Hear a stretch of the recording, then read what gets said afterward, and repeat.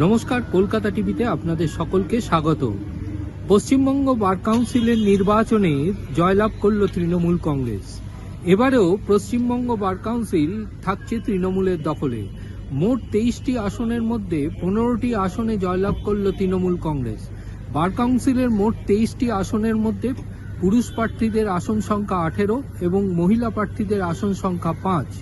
এবারের নির্বাচনে যে ফলাফল ঘোষিত হয়েছে তার মধ্যে তৃণমূল কংগ্রেস পেয়েছে 15টি আসন, বিজেপি পেয়েছে 3টি আসন, কংগ্রেস জয়লাভ করেছে 2টি আসনে এবং বামেরা জয়লাভ করেছে 3টি আসনে। মহিলাদের যে 5টি আসন, এই 5টি আসন কিন্তু 23টি আসনের মধ্যেই নির্ধারিত।